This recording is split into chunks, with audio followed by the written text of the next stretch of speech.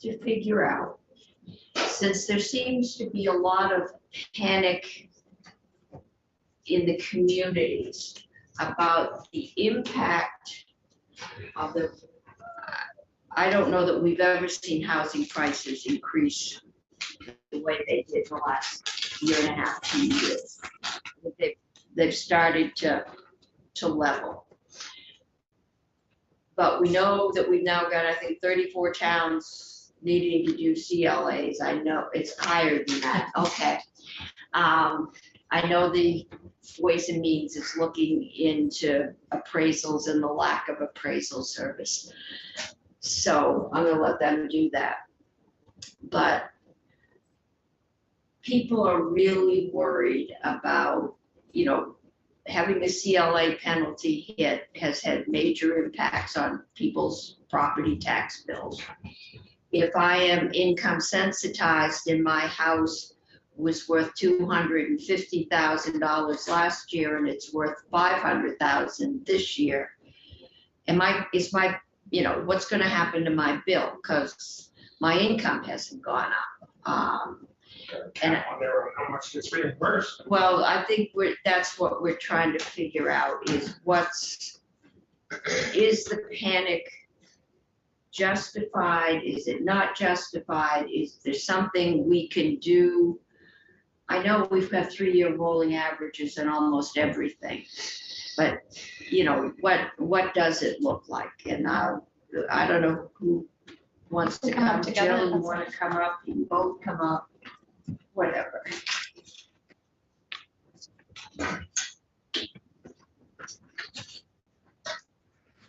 Hard chair. Sure.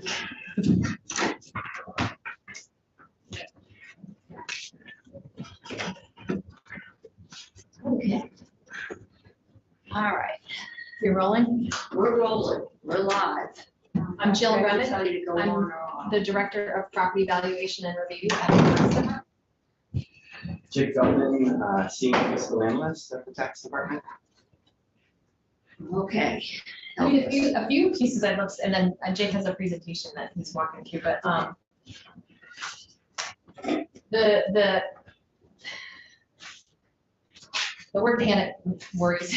You know, we have the housing there. You know, I was on with the Vermont Board of Listers and Assessors this morning, and this is like a problem. That's like we have way low inventory for way high demand. So regardless of how we fund education and all these pieces, like that is a very real thing that's happening in the market. So there's only so much, you know, that can be changed in the study, for example. It's really a demand and supply piece. Yes, yeah. and we're dealing with that down the hall in housing.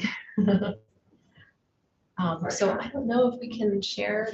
Yeah, I mean, for whatever reason, climate, COVID, supply and demand, I can't ever remember housing prices doing this much escalation in such a short period of time. And in the past, when they've done that, they seem to have decreased almost as quickly. And they may have stabilized and come down a little bit, which for people is a good thing because they aren't losing huge like we did the last time the market died. But this one didn't seem to be fueled by exotic mortgages or other things. So they're up, and it doesn't look like they're going to come crashing down anytime soon. And just trying to figure out what can we say to people. Can we do something? Is there going to be a large-scale negative impact on individual taxpayers? And if there is there anything we can do to kind of smooth that out? So. Yeah. That's an easy question. It's easy. You can kind of think of Jill as the macro economist, and I'm like the micro economist. I put together some slides for you, and I should warn you, they're a little bit mathy. The first half is straightforward. It's just kind of about CLAs and tax rates. the second half of the slides get into property tax credits, and it does get a little bit complicated. But I wanted to prepare this for you because I know that there are questions about it and Right. how the limits come into And play. we have our resident expert who regularly straightens us out. But I know there are levers within there. We have pulled them before in that house values, income that's covered. I mean, we have adjusted that before. I know the Ways and Means is also looking at perhaps the non-homestead properties, and maybe being a little more granular in how we define them and not defining them all as just one large lump. So, And the way that Act 60 and Act 68 were designed is what's happening, right? So that we're all in this statewide education property tax system, we're all in this together, we're all having our property adjusted on fair market value. So the system is doing what it's supposed to, right? The CLA is that factor that's appropriately applied in addition to education spending, per pupil spending, things like that. So, and so and I think Jake will probably get into this, but because as a state, right, our CLA statewide is like 82%, right? If you were a single town and it was really low, then yes, that would be significant. But basically the CLA, we can predict that based on what the grand list is telling us, and that is baked into that yield figure that the legislature is considering too. So I think the short, simple answer I'm trying to convey is your tax rate's not going to swing wildly because of the CLA alone. The education the values are going up, we're all going up. And we may have one or two little pockets up there, but If basic education spending is went up also, at that same level, then yes. So Yes. the education spending demand has not gone up at the level of our real estate, okay, but It I has know it gone gets more up. complicated. It has gone It up. has gone up, yeah, it pretty much goes up every year to some extent with health insurance and inflation and things like that. But it didn't go up to the level that our real estate values went up. okay, because they are also getting hit with inflationary pressure, everything they buy. Yep. I assume at some point teachers' contracts are going to be coming up and there will be pressure there because of inflation. So even if they do the same thing as last year, there's going to be an increase in spending. Okay. So there's a presentation, I think it's under my name. It's the impact of increased property values on property taxes. And as I mentioned, the second half gets a little bit, it talks about property tax credits, and that's where it gets complicated. If we make it through the first half and you say mercy, I would, We are the tax committee, we're used to this. okay. But it We is could do 4 it if we o'clock did in the not understand afternoon. All right, so let's start easy, hopefully, with slide number 2. This is hopefully accessible. What happens if you improve your property? If your town has zoning, then the listed value of your property will go up commensurate with the improvement. And it's whatever stage the improvement is as of April 1st, because that's when the grand list date is, as everything is like sort of frozen. So that's basic. There are lots of towns in Vermont, don't know how I many, don't know how many. that don't have zoning. So that listed value of the property at the next reappraisal will incorporate the value of the improvement. So it'll wait until whenever that happens. So that's micro scale. You do a kitchen remodel, that's what happens. Okay. Slide number 3. Thank you for emceeing, Jill. I understand that Senator Chittenden was very curious about South Burlington, so I was running with South Burlington through this whole thing. So what does happen in a reappraisal? In an appreciating market, the CLA will go up in the year of the reappraisal, which will drive the actual tax rate down. If your property increases in value consistent with the townwide average, your tax bill will be roughly level. All other things held equal, and those other things being like, the yields and all the other variables. So in South Burlington, they reappraised as of April 1st, 2021. So that's the 2021 grand list, also known as FY22 to us. And you can see that in the year prior to their reappraisal, their CLA was 89.92. But right after their reappraisal, the CLA jumped by more than 20 points to 112. And the homestead rate that people see on their bills went way down by about 30 cents. So what we have, what we do for a CLA calculation in the year of reappraisal, it's called an interim CLA, or it's called a hybrid CLA. It works to smooth the transition. So the most important takeaway here is that people who are in towns that need to be reappraised or are being reappraised should not have an extreme fear of their tax bills going up. Their tax bills should be just fine. However, it does depend on their property, how much is it changing. If it's consistent with all the other properties in town, then the tax bill implications are not major or maybe not even noticeable. Okay, that was, I guess, sort of second level math. I mean, maybe I'm being anecdotal, but I just don't think that was true in Burlington this last year. That was just not true. People's property taxes went up a lot. Yes, Burlington situation. So Burlington did a reappraisal. Was it the same year? Was it? This last year, or what year is it? It was 2 years ago. And what happened in that case is that residential property really was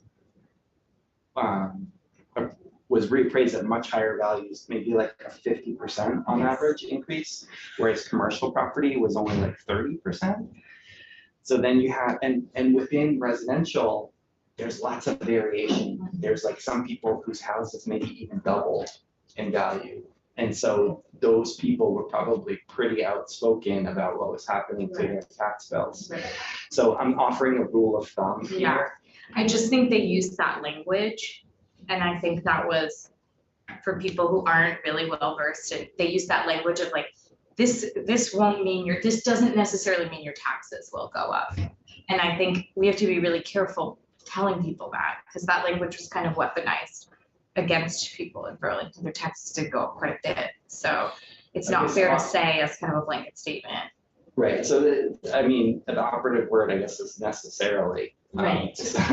There is variation. At least to a busy person in a pandemic, it's confusing. It was Right. very confusing. And I think Burlington it's an extreme example, but they hadn't reappraised for 11 years. Yes. So it was like, that's again why we like the conversation about a regular reappraisal, because then your change over time is not an 11-year Yeah. change in Chittenden County. I didn't think you could go 11 years, honestly, until they did. Also, you said that in some cases in Burlington, the value doubled. And it was. Yes, I heard that. absolutely. Because that didn't happen statewide. Yeah. Essentially, the CLA is about where you fit in the state, where your community fits in the state, right? And the Right. state didn't double, statewide. Probably, but Definitely not. no, right. So in other words, Burlington, those folks really did sort of, it's a poison pill maybe, but they scored. A big score that they're gonna have to pay taxes on. Yes. And all I'm saying is just to say, don't worry, if everyone has to go through this, your tax rate won't go up. It just Everyone has wasn't, to- it wasn't It's true. just not necessarily. I mean, the standard thing with a reappraisal is, well, if your grand list, your house value goes up and you raise the same amount of money as last Yeah. year, then you're gonna pay the same Right. taxes because you can lower the tax rate to raise the same. The denominators we were talking about the other day. But there's always a few outliers. And there's also the municipal tax rate, right, That's which is also- all the West. yes, and Very people don't- different town to town. Don't sort that out either.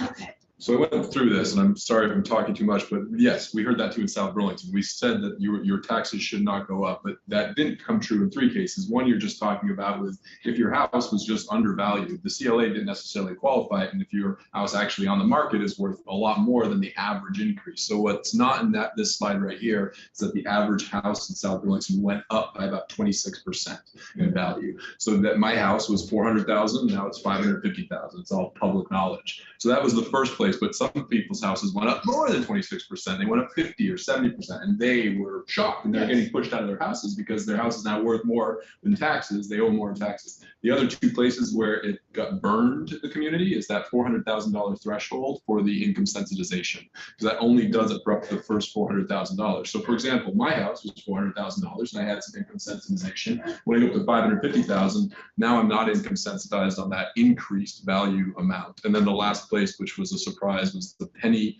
for parks. That is not prorated. It's just a penny on top of the tax rate. So our grand list went from, I want to say, 2.5 billion to 3.5 billion. So we actually drew in another 100K of the penny on top, which was raising more taxes from people on the value of their homes, because it was a penny on $100 worth of value. So for my $400,000 home, I was paying a penny on $100,000 of value.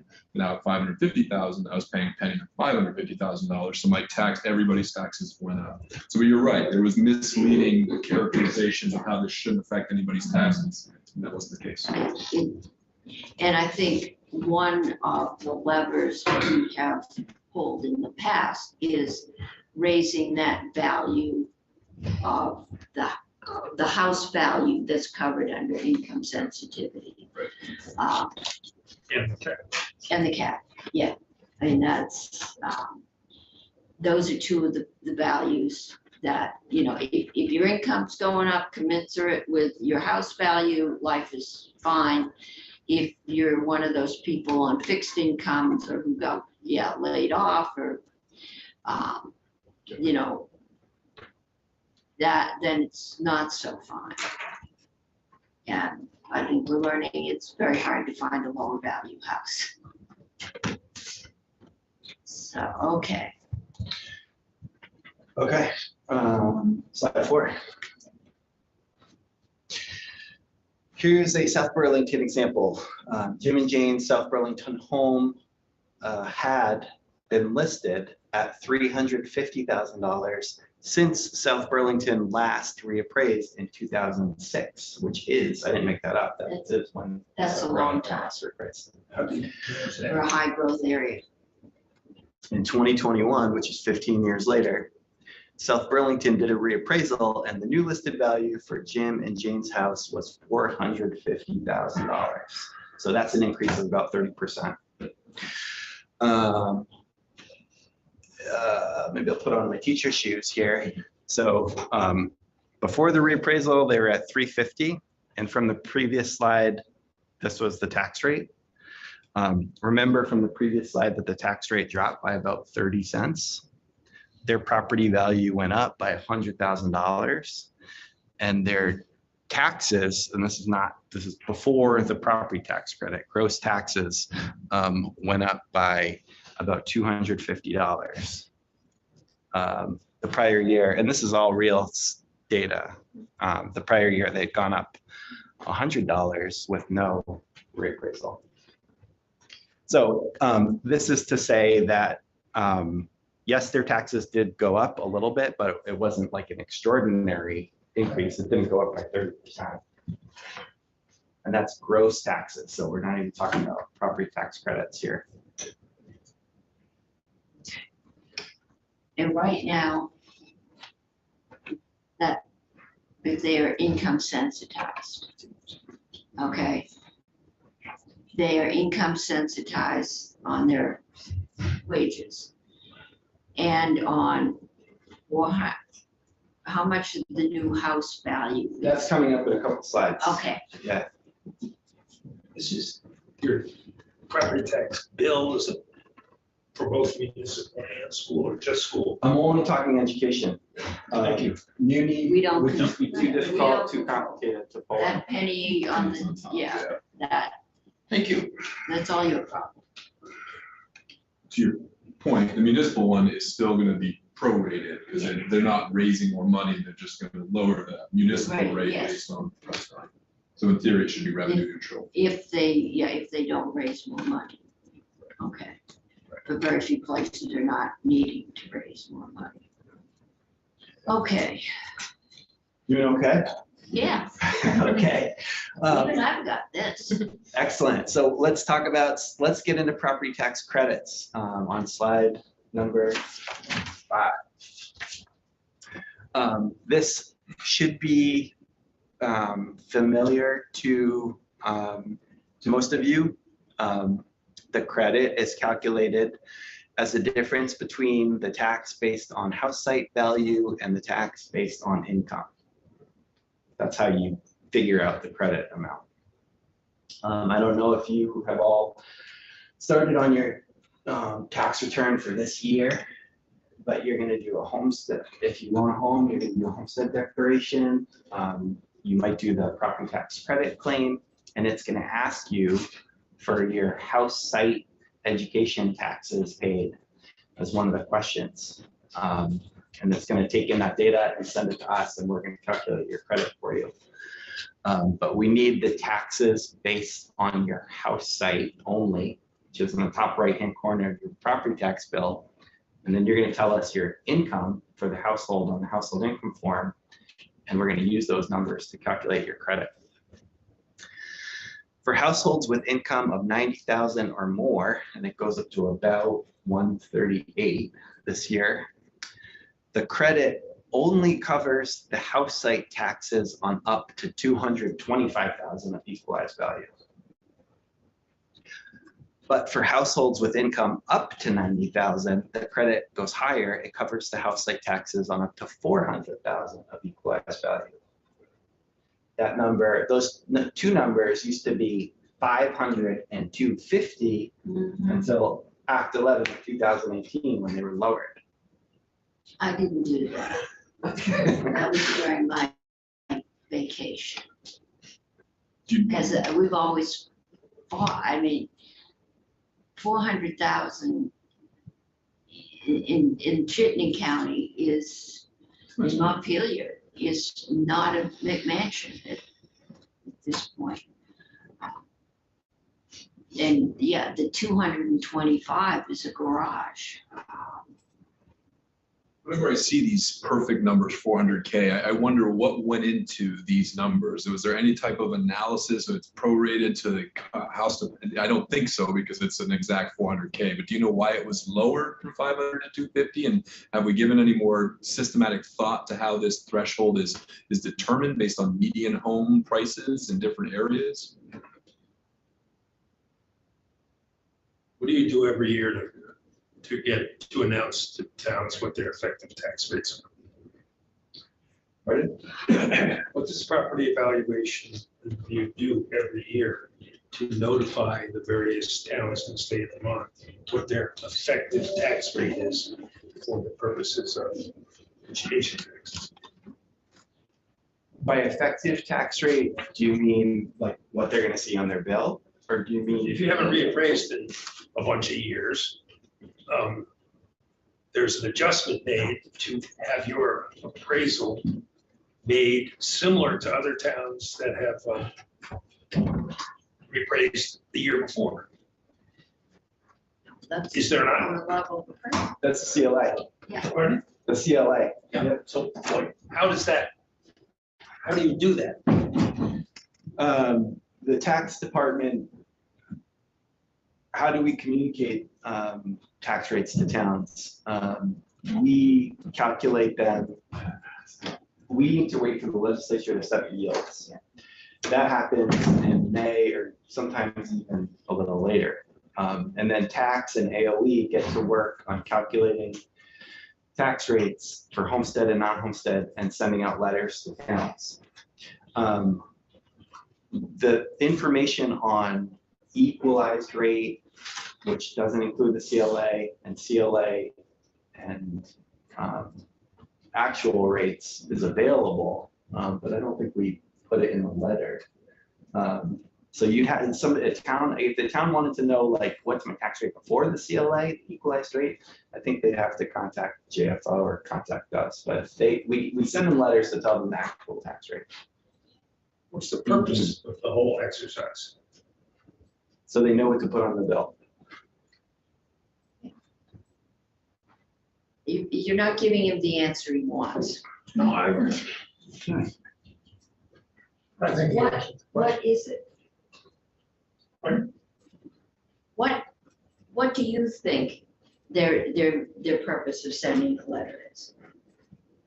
So the various neighboring towns don't pay more or less for their local school taxes based on how recently they had a reappraisal. Yeah.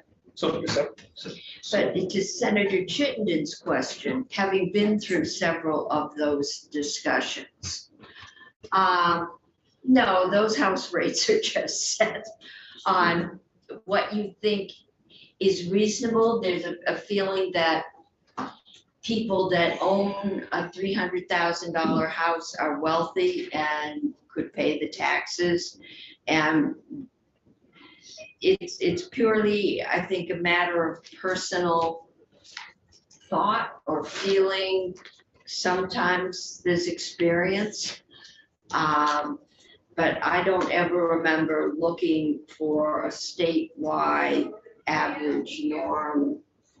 The Senate has generally wanted to include more people under income sensitivity, and we have been more inclined to raise those and raise the income levels. And the other body has pushed back, and we come to the agreement we come to. But it's not a set formula where it rises or falls based on what the grand list rises or falls. It's purely what we think. One follow-up on that. So in your minds and on the understanding of the formula, should this 400K to be equitable be adjusted based on the CLA percentage? That there's some communities that are really low, like the 70s or 80s. Should that 400K be proportionally adjusted, or is the 400K threshold applied after the CLA adjusts the rate? That's coming up. Okay. It is adjusted. Okay. The last piece of this is what you might know as the circuit breaker. For households with income up to $47,000, the credit still only covers up to $400,000 of equalized value. But the income rates are not based on your school budget vote. They're set in statute. There's a little 3 lines, 2%, 2.5%, 4% or something. But anyway, that's what those households pay. And that's Yeah, the circuit breaker. percentage of your income. And we've tried to adjust that upward, and it's not easy. But that was 35,000 when I first started, before Act 60, and it's local and state property tax.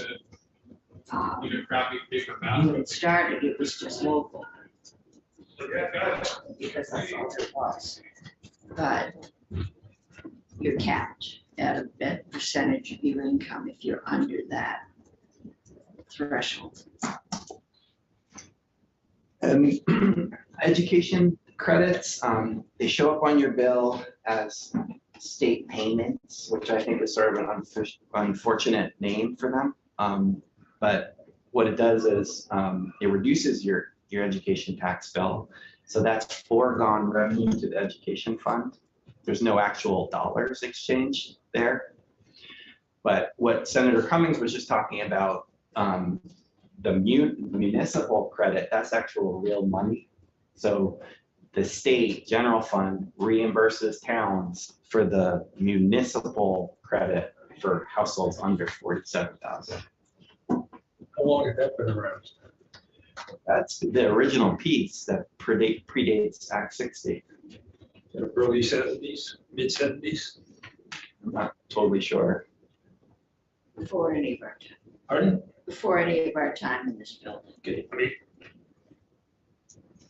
that, no, 47,000 was Was 30, long before Act 60. was 35. I'm not sure what, when. And it wasn't fully funded all the time. So you were, well, the law said you were eligible for that. It was based upon how many revenues were available, and they were, that was prorated year after year after year. Like in Mexico at the time had it in law and spent $0 for that, for the program that was in law. So Okay, I think we can admit that when it came to ed funding, the state has a history of chronically underfunded. that wasn't it funding, that was the No, that the circuit breaker. reimbursed, it was reimbursing the towns.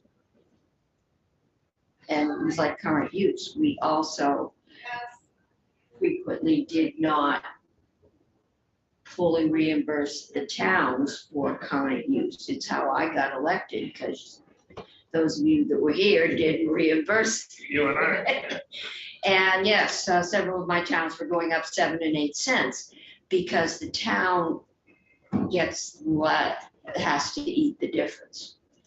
And if we didn't fund it, the town couldn't charge the taxpayer. The town swallowed the loss. And towns had to make it up, it wasn't. Yeah. The state. The title of the editorial was current of use, yes, which is why Franklin County was the biggest winner under Act 60 of all the 14 counties.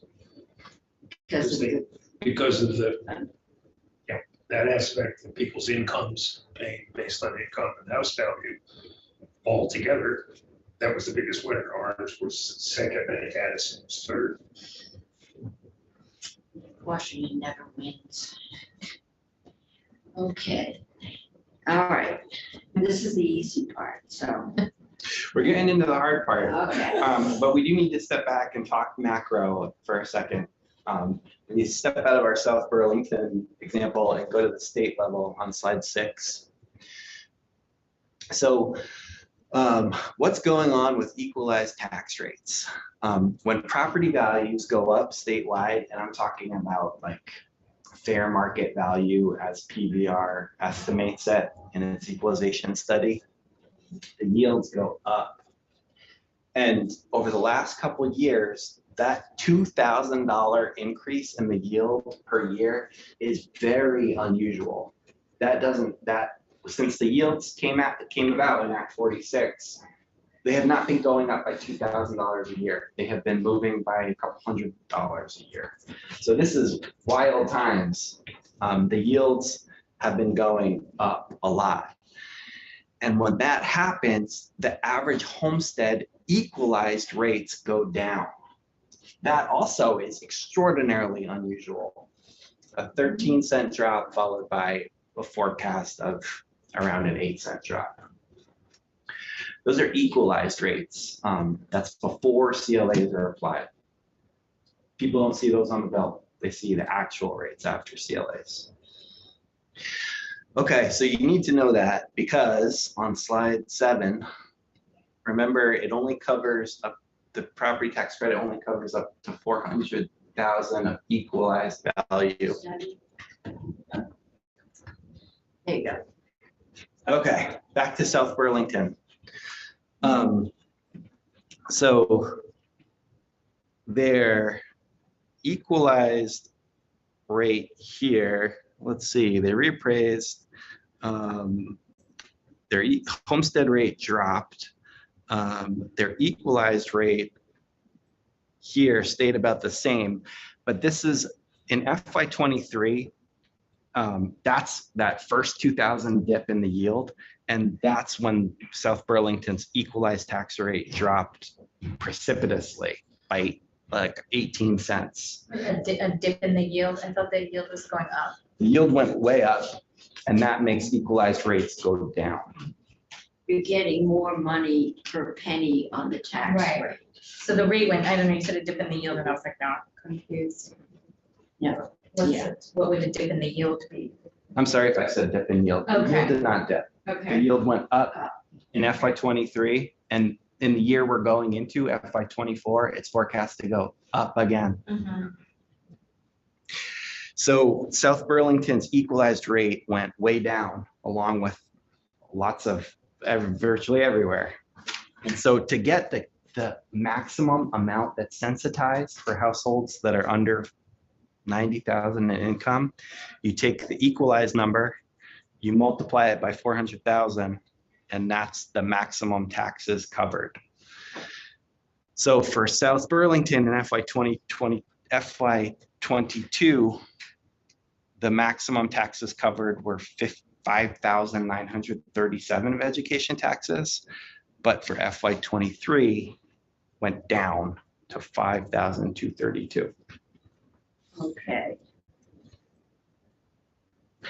But what? But if my appraisal went, what's happening to my actual tax bill? That's the next slide. Okay, You ready for it? yeah, Okay, so I guess you kind of have to keep in mind these numbers. Yeah. So it was for almost 6,000 and now it's down yeah, to just about 5, all right. okay. Can you just, I just, like, maximum taxes covered. That's the maximum amount for which you would have sensitivity? Yeah, so basically, suppose you lived in like $1 million house in Yeah. South Burlington, your taxes are gonna be, I don't know, 12,000, Yeah. 13, 14,000, Mhm. but sensitivity, income sensitivity was only gonna cover you up to this much, max. So if your tax bill was 8,000, you're going to get 5232 taken off of that. So you will owe the difference, right? This is what, I take my tax bill and that's gonna vary from house to house and income to income. I get my tax bill and that is the maximum amount the state will cover on my bill. I owe the rest, and depending on my income and the value of my house, what my actual bill is, that might be most of it or not a whole lot, but for a lot of people, that's a huge benefit. So what's is there an anomaly that's driving that, which is the high increase in home values? Or we just didn't anticipate that? I would say that the key takeaway from the last couple slides, the yields going way up is dropping the property taxes covered by the credit. That brings us back to that 400K threshold. But the yield is going up because home values are going up so much. Right. Yeah, so a penny on a $500,000 house raises more money than a penny on $350,000 house, which is what it may have been last year. But, okay, but it's not really going up just because home values are going up so much, but because we're appraising all of these home values for huge jumps at the same time. It's not related to reappraisals. Okay, It's that, so. but how could it not be related if we're talking about home values? Because Because- we didn't know, like, let's say we hadn't had a reappraisal, we didn't have huge jumps in home value on the grant list. The CLA equalizes. Well, there are two things going on at once during this time period. And when Act 60 passed, people who earned up to $75,000 were eligible to pay based on income. Yeah. And by 6 or so years later, 7 years later, $75,000 used to be, like originally, was 80% of Vermont taxpayers, homeowners and taxpayers qualified. But as incomes grew up, that 80% dropped year after year after year and got down into the middle 60s, which meant if once you earned $75,000, you were out, cliff, bam, nothing. So Senator Cummings was chair Yeah. I in remember that. 2004, and the tax rate was going to come down maybe 9 cents because housing values were going up and more money was being collected from homeowners. And this committee said we're going to take 4 of that 9 cents and not apply it to the value of how much you had to pay. We're going to apply it to raising the $75,000 household income Okay. to $90,000. Yeah. And suddenly, 80% of Vermont households, once again, paid their school taxes based on their income. And so that number of how much the top income that qualifies, if that doesn't move, then all the reform just kind of evaporates and gets squeezed out. The next time it got out of whack, the question was, will we go to $110,000 in income? And people went, ooh, that 100,000 sounds like a lot of money. We can't go there. Right. So I said, well, we'll leave it at 90, but we'll start to give folks, treat them differently if their house isn't worth as much. Yep. Yeah. So we gave them the first dollar figure of the value of their house against which they could pay based on income. But if you were living in a $1 million house, you were tough boogies. And that was the compromise, to not have a cliff where one day you're in the buck more and you're out of luck. Yeah. And it was that cliff. It slowed down. Yeah. And then the next way that you stopped people from paying based on income was to put a cap on how much any homeowner could be reimbursed or could be paid based on income by how big the amount of money the state would send to lower their tax bill.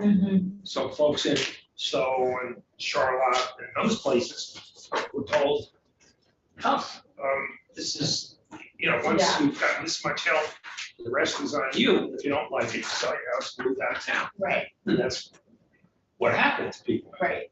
So unless you've got a whole bunch of Act 60, which self-levels, except a couple fixed points like the income that this committee has to change, or else it gets squeezed, or the value of the house, or it will get squeezed. I mean, that's what I'm seeing in this chart is the house site value is the issue, but am I seeing that wrong? Like, if I'm looking at a magic eye, like what is everyone else seeing? So I think you're in the right ballpark, and I'd also point us at the 400K. That 400K is for a couple of twos living in a 5,000 square foot house, and that 400K is also for a family of 6 living in a 200 square foot, 2,000 square foot house.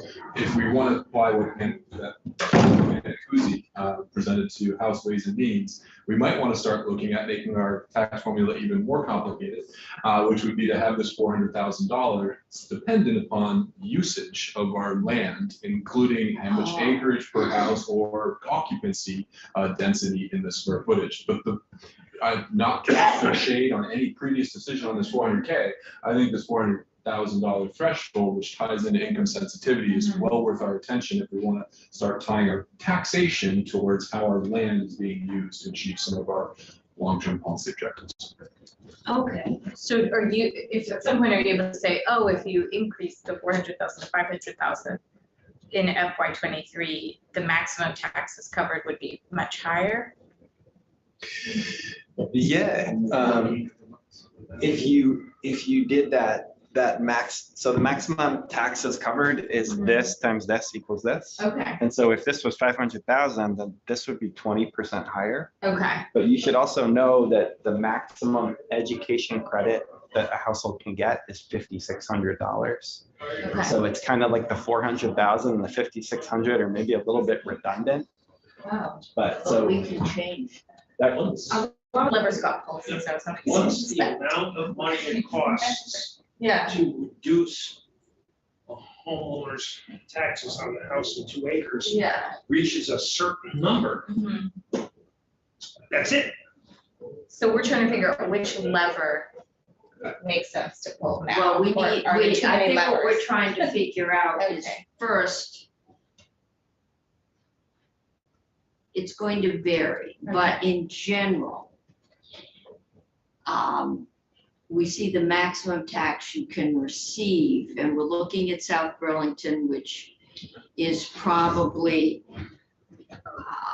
other than the ski town, seeing some of the most rapid growth in property taxes. You get up in the kingdom, they may have seen as percentage growth, but they aren't in the 400 range. You know, is anybody going to get hit, you know, significantly? And probably $100, well, if you're 80 and on, you know, Social Security, $100 is gonna kill you. And this is the family home you've lived in, but if you're a young couple just starting out, it's probably not. I guess but we have to deal in generalities. And with that, so the house values, those are our house values, but the CLA went up, which meant that That went down. went down. And so the equalized rate went down. But so didn't the maximum payment you can get. But if your bill is going down, then if your maximum payment, you know, if they're all going down at the same rate, then everything should be fine. But that's not gonna happen to everybody. We can't legislate market prices on houses, so to your point, Senator Robbinsdale, changing what the house site value is technically difficult. What we do have a great deal of control of is this 400K. And that this 400,000 was instead dynamically calculated based on what we understand from the tax bills about how large of a footprint it is. If it's a high density condo that's worth $400,000 in certain square footage, I think we have that. We understand the footprint, how much land it's on. And maybe they should have a higher income threshold sensitivity because they're using less of the land that we value in these areas than a $400,000 home sitting on a 3-acre parcel out in another area. That is a less effective use of the land. How about a double wide sitting on 10 acres? Oh, Or a yeah, that single threshold. wide, yeah, I mean, there's a lot of very poor homes sitting on acreage, probably not in Chittenden County. I'm not saying getting rid of it, but thinking about that 400,000 could be variable. It could. I don't know that we've got time to do that this year, but if it comes over, we will. I'm sure we run a conference committee with the gentleman from Stowe, who's the chair of Ways and Means. With Peter Welch. Yes, I'm trying to remember his name. He owned the Town and Country or Countries, I know, he owned an inn. Okay, well, Yeah, that's exactly the issue that you brought up. And the representative from Stowe proposed that one of the things to do was to take the house in 2 acres and make it the house in 10 acres. Because the gold towns were paying a lot, and the house in 10 acres should be exempt. And I think he lectured those of us who lived in the country, how since country missed that. homes had bigger house lots than they had in Stowe, that the money that would equalize everything and help out in Orange County and Franklin and whatever. And we broke for lunch and asked them to run the numbers over to. And he said, Trey Driscoll, who said, had a chance on there. Catherine Benham. Catherine Benham came in after lunch and said, and did Orange County towns and said, the Orange County towns would see $350 per household in relief if you did that. And Stowe towns would see $2,800 worth of relief. With that, Welsh called for a recess. Okay, And when we came back, that proposal went off the table. yeah, I mean, But those are the things that you can move around with. Right. And and if we, they don't, if there isn't a mechanism to update them the way there is for the common level of appraisal, they don't get dealt with, and then things begin to get lopsided. To your point, Chair. Yeah. The double acre or the double wide, it Yeah. could also be variable based on what I understand, some of other bills being percolated right now, which could have to do with whether or not you're utilizing land connected or adjacent to city sewer. And so I believe our spans Oh, and that's parcels could be factored into. I think, I mean, right now, I am trying to figure out Sure. if there is a problem before I start working on solutions. I'm making it more complicated. When I do one more, Madam Chair, the Yeah. Grossmans from Charlotte, a retired couple, school teacher or something, the guy's was a craftsman. They maintain their house quite beautifully, but it's a modest tract house from the 50s. And its value is $800,000 or something like that. Charlotte. It's, probably a double wide would be, anyway. And they said, we have to pay more and more every year in property taxes. And we have been told that if our house sells, the first thing that's gonna happen is the bulldozers are gonna show up.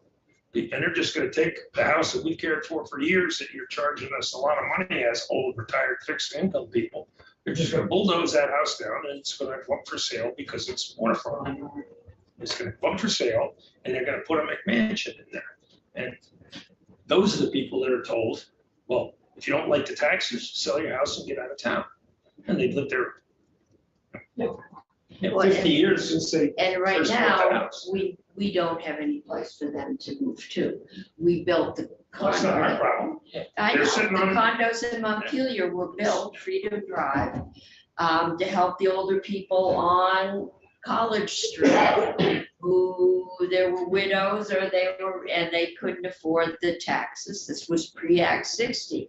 Well, so many people wanted the condos, the appraisals started going up and up. There were bidding wars and they ended up not saving any money on their taxes and we had to do a whole readjustment. But there was a huge demand. We have a huge demand for all kinds of housing. And we're gonna try and build our way out of it. But yeah, there is a lot of, I don't care what happens to you, your family home is there and who cares? It's a piece of investment, sell it. But I guess the question is, if 5,232 is the maximum taxes covered, what's the tax bill on your average house in South Burlington? Well, do you want me to wrap up the example that we're Yeah. talking about? Okay, that's the last slide. You've been very patient. They should know better than to come in here with Act 60. Okay, so slide number 8 puts it all together. Remember, households in South Burlington, that when they last reappraised in 2006, it was listed at 350, and then in 2021 it went up to 450. So these gross taxes are from our earlier slide. And remember, I talked about how it went up like $250 here. this limit thing is from that last slide where we calculated the taxes on $400,000, and there's the 5232. So you take the minimum of these two things, and then their tax based on income. I just set their income at $50,000 because it's easy and it's the same.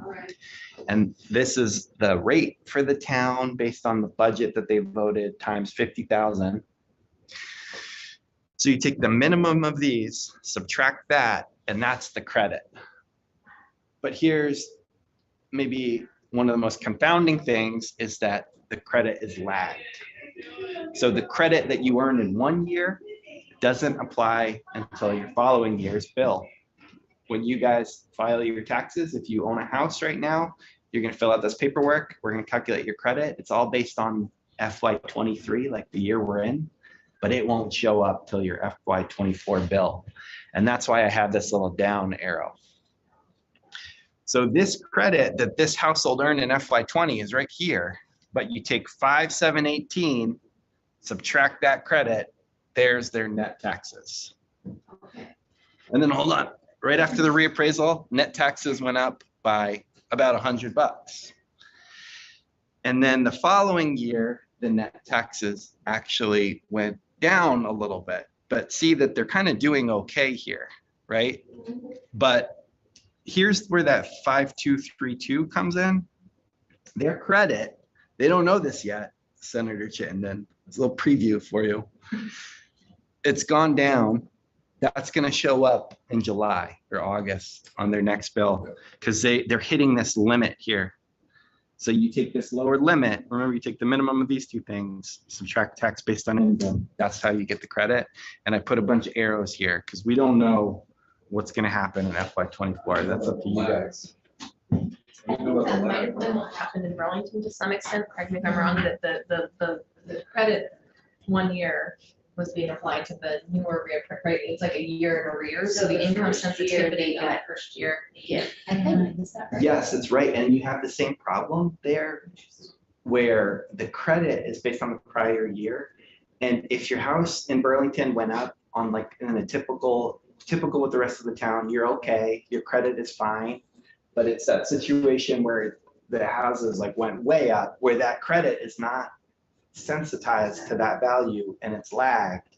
So those people, what we told them is like, you know, here's what's going on. And in the following year, you will see the credit that reflects your new higher value. Okay, so if we raise the credit cap, that almost seems like the simplest lever. What that would result in is an expense to the ed fund, which would then spread that cost across everybody's tax rate. Yeah. Is it, well, no, I'm assuming that many of the towns in Chittenden County, I don't know about Montpelier, but I wouldn't be surprised. Montpelier, Waterbury are coming up against that. Probably not Rutland, or Bennington, Brattleboro maybe. But for your smaller towns, I doubt that too many of them are coming up. So the primary beneficiary would be the more urban areas, which is also where we have the most demand for housing and the housing prices are rising the most, and also where we want to put housing. So maybe the housing committee wants to look at this. I'm just freewheeling off the top of my head on this one. I bring it back to the previous point I tried to make is that 400K, if it went up for homes that are achieving our policy objectives. So a condo that has a much lower footprint, maybe they could have income sensitization for the first $500,000 of their home value. But a home that is using more land for less square footage is only going to get $400,000. that's gonna be a lot more detailed and difficult discussion. I'm getting the impression we. I'm looking for something simple that might give, because, okay, so South Burlington just did a reappraisal. Well, Montpelier just did one, but it hasn't No, any day now, right? told I know. yet. But what about a town that hadn't done a reappraisal? And so they're still sitting there, they haven't hit the CLA limit yet. But within a year or two, giving normal price appreciation, they would. What happens to them? So the CLA, which is the review, that 3-year data analysis of what houses are listed for versus what they're actually selling for based on property transfer tax returns, right? Yeah. That's that 3-year is sort of taking the place of a reappraisal between years, Okay. right? The CLA is like, well, the only way to really get rid of the CLA is if you reappraise everybody every year, because then everyone's always at 100%, and that's just not really. We used to hear about, well, we do kind of a computer appraisal, Yes. like, everybody goes up 2%. So and there are towns for whom, they may not be hitting that quite yet, but if their grand list is more than 10 years old, they should probably take a look at it anyway, especially, and I am in no way a real estate expert, but my understanding is that commercial property is also sort of going through an evolution, whereas residential is very much in demand, right? So our commercial property is also sort of in a transition right now as we're coming out of COVID, and those are some high value properties too. So what happens there? Are we going to be shifting the burden more on residential property owners? But yeah, the CLA is sort of supposed to every year. Okay, so calibrate that. that's what I thought, so people that haven't done a reappraisal, their CLA should have kept them enough of their adjustment so that they shouldn't be seeing a huge property tax increase. Well, and there aren't that many, right? So we just finished the equalization study this past year, the 2022 one. We're now in the appeal window, and then we'll be issuing reappraisal orders for over 100 towns this spring. And there's also already the 30 to 40 that were already under order in past years. So all that happens to those towns is they've now got to get in line with an appraisal firm. And then they continue to have the CLA as it Adjust it, until they okay. do their reappraisal, until the year that their reappraisal takes effect. Okay, So there aren't a lot of towns that haven't seen that change and haven't reappraised, but there are some. There may be smaller in pockets in Vermont. yeah. I mean, I think, Not talk too much, I'm gonna make one final comment. sure, I told Jill we'd have her out of here by 4:45. So if you haven't That watched Jill. Ways and, Carol Odie sent out a link to a Ways and Means video of Joe Manicosi's presentation on land use value, and it ties in, it's in my thinking on this, and what he strongly recommends is that, and this has been done for centuries, we use our tax code to drive housing policy. And what I'm proposing is that we think about higher density housing as having a tax benefit, and I think this $400,000 lever is a place, they may be already doing that. I haven't looked at it. No, we haven't So started that.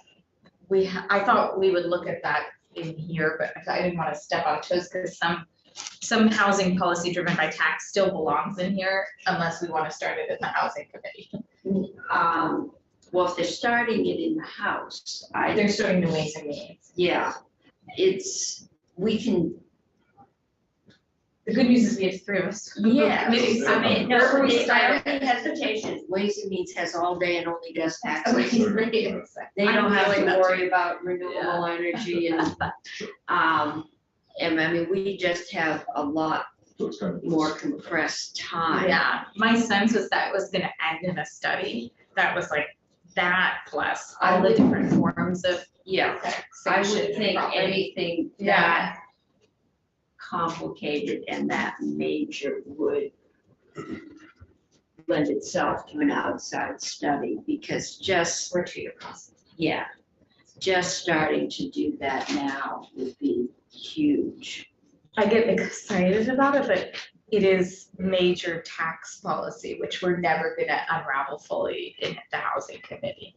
Completely agree. Yeah. I just see this 400,000, which not many people understand, as some Yeah. place for us to We could, to but adjust. all, just to Slides. tell you, all land isn't the same. Agreed. There is people that have a house that was originally built on 1 acre. They may own 5 or 6 other acres that are either wetlands, straight up unbuildable, unperkable, I mean, whatever you want. They are What I like about. empty. What I like about the 400K is just in a way to leave everybody whole as they currently are. But then you could slide it when conditions are met. If, for example, with those commercial properties which are being redeveloped, if it is then known over the next 5-10 years that higher density housing is going to have a higher amount of house value that is going to be income sensitized, it's going to drive It will higher make income it- it'll individuals to make be it- more attracted in their financial considerations to live in those places where we want more people to live. I think I'm gonna read up on this. All right. Yes. There's a couple of quick thoughts. One, I'm very hesitant to make an incredibly complex situation even more complex. I'm very hesitant to do that, so that's item one. Two, when I look at numbers that, like the 400,000 that are set in stone, first thing that comes to my mind is why is there not some form of an inflationary index? Because the number is obsolete as soon as it's written down. Especially right now with where. Yeah. So those just two observations. And that may be For salaries? something, No, the $200,000 cap. Inflationary index. Yes, yeah, whether or not there should be some form of inflationary index associated with this. For the value of property. Yeah. Well, how about for salaries? There may be, that maybe as well. yeah. We've been loath to do Maybe as that. well. We keep Well, falling behind. and we have not set that, in my experience, any kind of a rational way of pegging Right. what Yeah. value, what the house value is that's covered. It's. Yeah, are we talking about median household value and median income or No, just we're just- complete arbitrary? so Simply take a that- $400,000 figure and attach an inflationary index to that number Right, alone, not yeah, anything else. Right, Yeah. okay. I think you've given us enough to think about. Do you have any? If I could, I do think one, to answer your question about what could be done, I mean, one minor thing, it's not gonna obviously solve all of this. But one of the pieces that is in the House Ways and Means proposal is to get us on a schedule for reappraisal that would be a regular cycle, like 5 years, 7 years. And the reason that helps is because then it's not the CLA reaches crisis point and then you get in line and then it's very volatile. Yeah. You pretty much have a sense of where your home is pretty. Growing like Burlington, Yeah. 11 years, you've got to expect. And the other positive that we've heard a lot of good feedback is that then the firms that do this work would have steady, plannable, predictable work, and we wouldn't have this, because right now they're booking out to 2027 because they're ready to do it, and they've been very clear that, and most other states have some Yeah. cycle, and also like in New Hampshire, Massachusetts, they have a cycle, and so landowners, they know, or property owners, they know what to expect, they know what's coming, they feel involved and informed, and it's not just like unknown for 10 years and then, Yeah. this big scary thing, so even just In the middle of the second shutdown of the pandemic, when they were like, can't Yeah. delay this any longer. So it doesn't solve the housing Yeah. crunch, but it solves some of the CLA volatility and the Right. giving the state a little bit more of an up-to-date picture, that's all. It's more complicated than pushing the off button, so I think we're gonna go off live. We're gonna end for the day. And we are out, we will have you back.